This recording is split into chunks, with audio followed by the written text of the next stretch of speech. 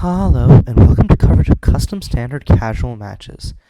I'm Caillou, and today we're going to be watching a match between Zarepath and Seismic Lawns. It appears that Zarepath is on Jeskai artifacts, judging by the start of Cyber Career and looking at their hand. Meanwhile, Seismic is on what is essentially Wild Imagination hand emptying. It's a strange combo deck which aims to use Wild Imagination to cast some high cost cards like Ashen Persecutor, Wild Festivities, etc. Or use Wild Imagination to put Wild Festivities into play, and then Ashen Persecutor put in some powerful threats. However, Wild Imagination does have the limitation of needing you to have an empty hand. How does it achieve this? Well, it uses cards with the upload mechanic. Essentially, uploading is a cost. Well, in this case, it's a cost. Sometimes you can just get it as card advantage, but essentially, it involves putting a card from some zone into exile, and then you can pay 2 to put that card back into your hand at sorcery speed. So Seismic is aiming to use cards like Hired Hit, which upload from the hand as a cost, in order to empty his hand, and then use Wild Imagination to put in powerful ramp targets like Ashen Persecutor, World Elemental, Soul Confluence, and Wild Festivities. Meanwhile, it seems like Zarepath is just on Artifact Fall, this Axe-related assembly, which gets super cheap the more artifacts you have. Skyguard Sovereign, which pumps up your artifacts every time a creature enters the battlefield, whenever an artifact enters the battlefield.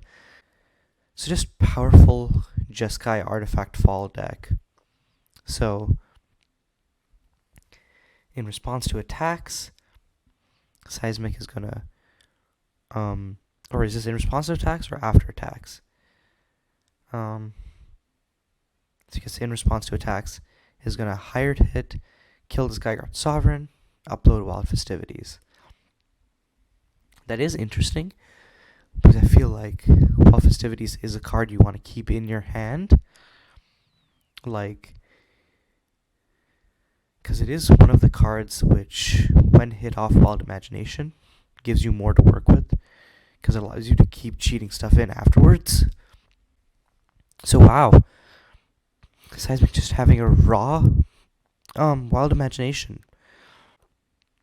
So Zarepath has the unfortunate choice of Ashen Persecutor, Soul Confluence, or World Elemental. I think Soul Confluence is the best thing here, because you can hope your opponent whiffs, and then with Soul Confluence you can have, even if they hit something, you have a little bit more control over it, but it's still a risky gamble, because if they hit more actual ramp targets, then you can be putting yourself in a worse situation. So it's a question of, is it better the devil you know rather than devil you don't, or go for the devil you don't? In this case, Zarepath is going for the devil he doesn't know, taking Soul Confluence. So the pile here is Currency, Hired Hit, Ancestral Research, and Ascending Spires. So no powerful ramp targets, and that's good. So Seismic is going to take Ancestral Research into his hand, play with Ascending Spires, and then going to cast Hired Hit and Currency. So I guess I should actually, while we're on the note of this, I should explain what Soul Confluence does. It's essentially a fact or fiction variant, but that's much stronger. So you take the 5 cards of your library, split them into 3 piles, or an opponent splits them into 3 piles, and then you choose 1 pile to cast without paying its cost, 1 pile to put into your hand, and 1 pile to put into your graveyard. I believe it was nerfed either by having 1 more blue mana symbol, or by just costing 1 more in general, but this used to be a powerhouse in custom standard. It doesn't really see that much play anymore. Zarepath is going to swing in with the Cyber Career, play the Sting Droid, because his previous string droid was killed by Seismic's hired hit. Next turn, we'll be able to cast this Accelerated Assembly just for 4 mana, and with that, it puts Seismic dead in 2 turns. Also, Seismic will be able to ramp up to 6 mana here, so we'll be able to cast another Soul Confluence, which is scary for Zarepath. Oh, actually, or no, Seismic's previous currency was already on 2, so he will not get another treasure. So you might be wondering what this frame is for. So if you don't already know, currency is a discovery, which is essentially like a saga, except the final mode has a static effect rather than one all-out powerful effect. Oh wow, Cast Ancestral Research does hit a Wild Imagination. Next turn, downloading Wild Imagination and casting it is pretty insane, because assuming that Seismic doesn't draw into something like a land, or like even a land he can play, so assuming he doesn't draw into another Ancestral Research or a hired hit, or actually, even if he gets one of those are both 1 mana, so you can just cast them. Yeah, I don't think whatever happens next turn, or no, wait, Seismic. Oh no, Seismic is 1 mana off from being able to download and cast Wild Imagination. Meanwhile, I guess Zarepath top decked Crossing the Fog and immediately plays it. It's Crossing the Fog is one of the biggest tempo card advantage pieces in Custom Standard.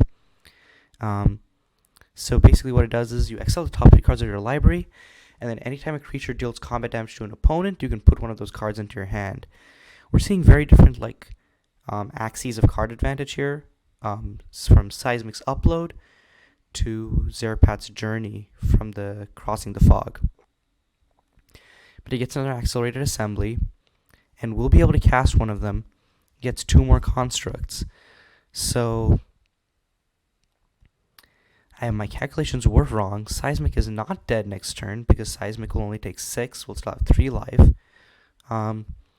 He's dead in 2 turns now, though.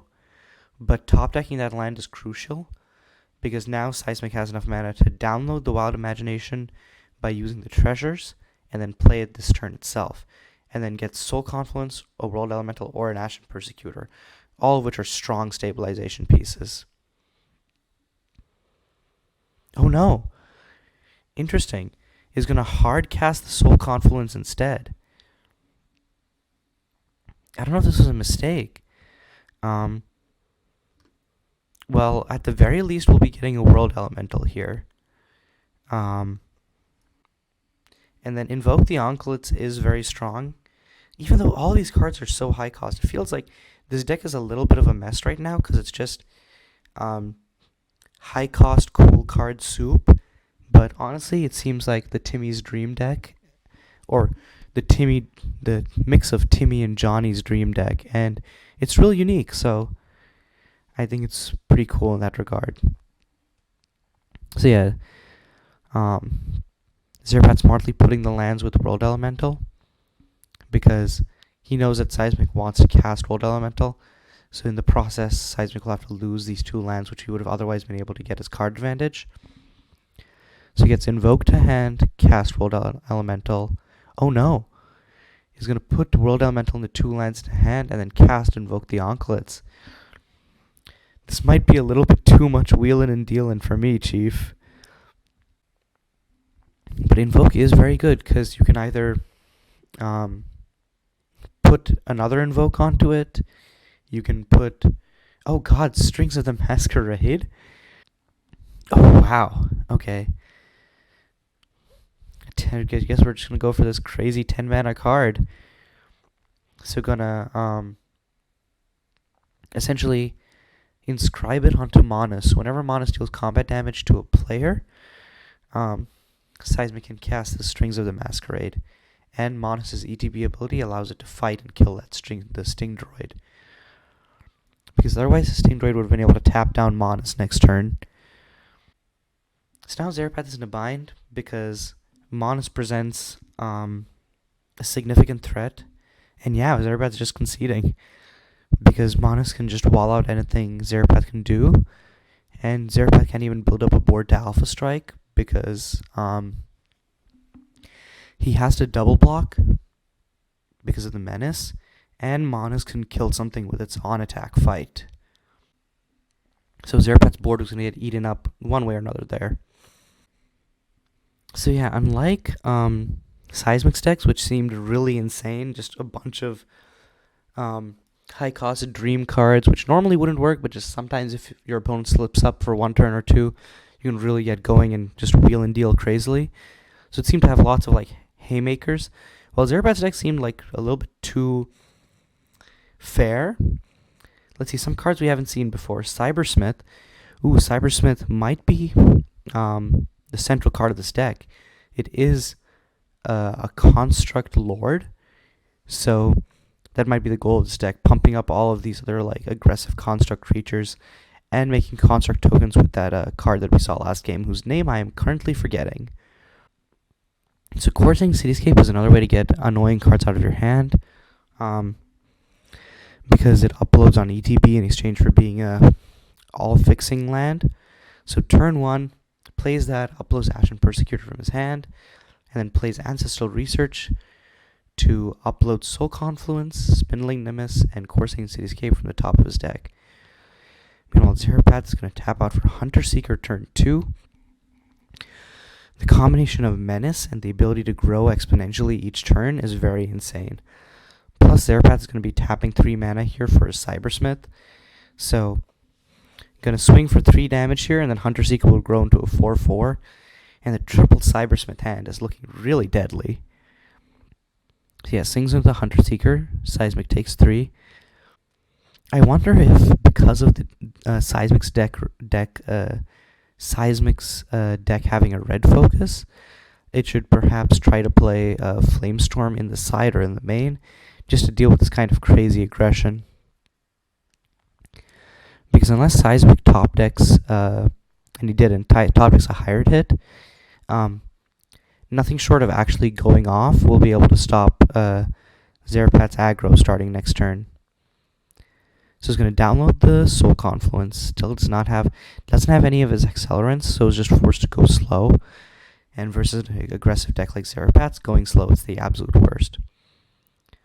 And tapping out for Skyguard Sovereign. Interesting. So buffs the Hunter Seeker, buffs the Cybersmith. So Zarepath swings in for 8 this turn. And I think just has Seismic dead next turn. Plays another Cybersmith next turn. And then the double buff from that and Skyguard Sovereign will definitely kill Seismic next turn. And I don't think Seismic has any way to go off next turn unless he doesn't even have a land in hand. So, because I was saying the one way is maybe Wild Imagination, but doesn't even have the mana for it. So yeah, I think Seismic is just dead next turn. Yeah, top deck's a land, but doesn't have anything to do with that mana. Everything is too high cost. And this is what we're seeing with Seismic's decks, when all the pieces don't come together, you're basically just stuck with a bunch of high-cost, uncastable cards in your hand. It's Seismic saying, I shouldn't have kept this. Yeah, it was a little bit greedy. So we're going to game 3. So an interesting hand from Seismic. Has Hired Head's interaction, Currency as ramp, and Soul Confluence as a payoff. I think this is a very key pull for Seismic. While Zarepath is mulling to 2-land hand, has Perish's Command, which is very interesting in this deck. So the promo doesn't explain what Tithe is, but Tithe is a mechanic where you can tap 3 creatures and or artifacts to get an extra effect. In this case, it turns a 1-mana instant that taps target creature into basically Path of Exile. So very strong as interaction, and it's a cheap way to take out some of the strong threats that Seismic has. Unfortunately, Zarepath is going to be bottoming that. But does have a reasonably good curve starting next turn. Can play the Cyber Career, and then or the Flutter Droid. And then once Zarepath hits another other land, does have Cybersmith. Seismic hitting 2 lands and a Rahoke's Ruiner off of the Ancestral Research. And I think Seismic is in a very good position here, because if Zarepath doesn't start pressuring his life total very quickly, which actually, having the top deck Sting Droid might actually just be it. Because if Zarepath was only able to play one creature this turn, might not have had a fast enough clock.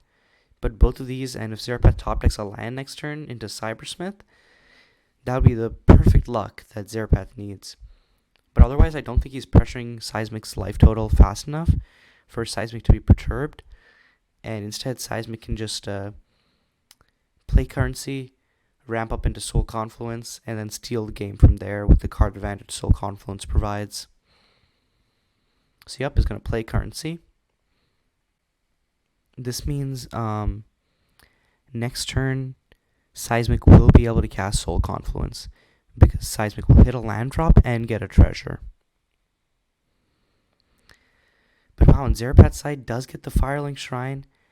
Can't do that though. Oh no, can do that, because Firelink Shrine does have the Add Carlos mode. So that top deck third land, exactly what Zarepath needed. And Flutter Droid gets pumped twice because of the artifact fall. So swings in for 5 there. This might just be the pressure that Zarepath needs to put on Seismic.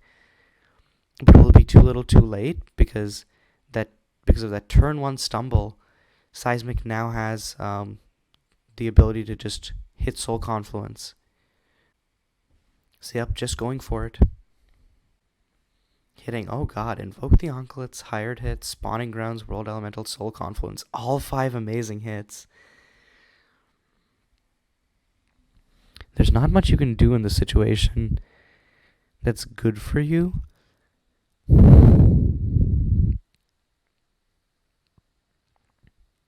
Like, I think Zarepath is just screwed either way.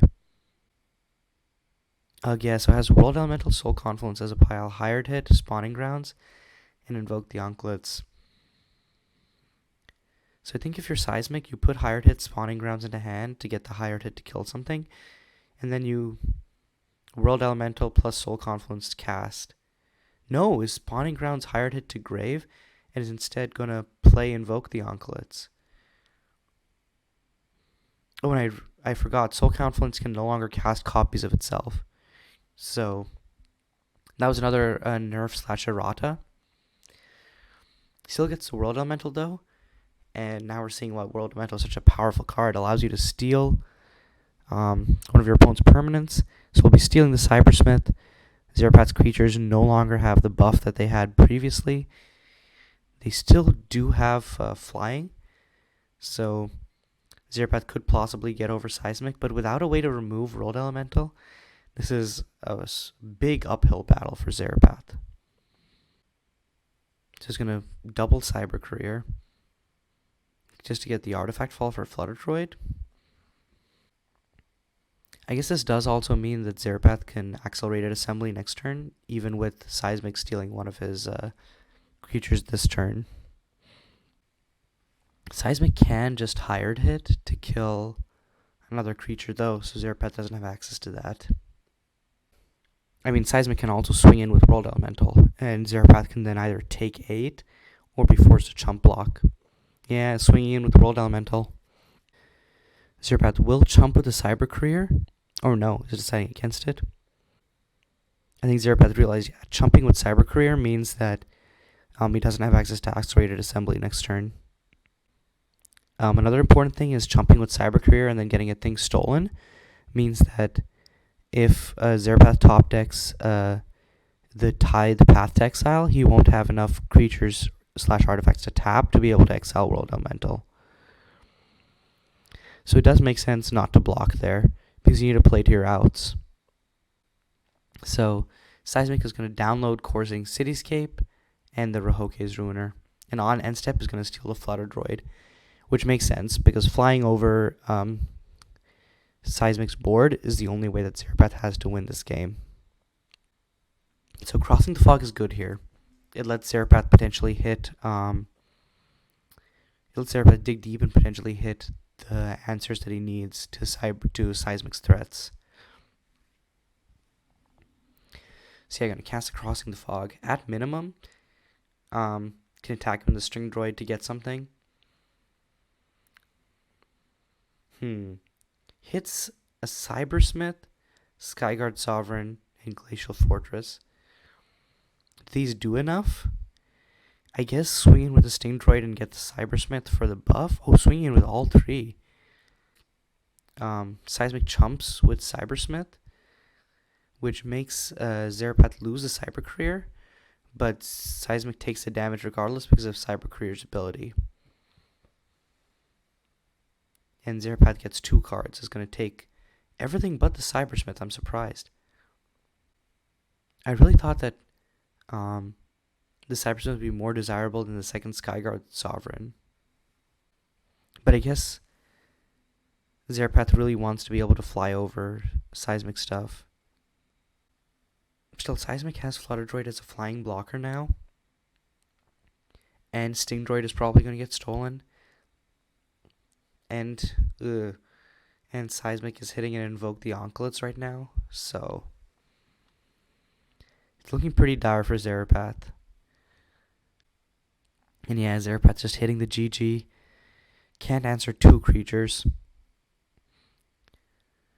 So Seismic on what was just Wild Imagination Pile wins 2-1 versus Zarepath on Jeskai Constructs.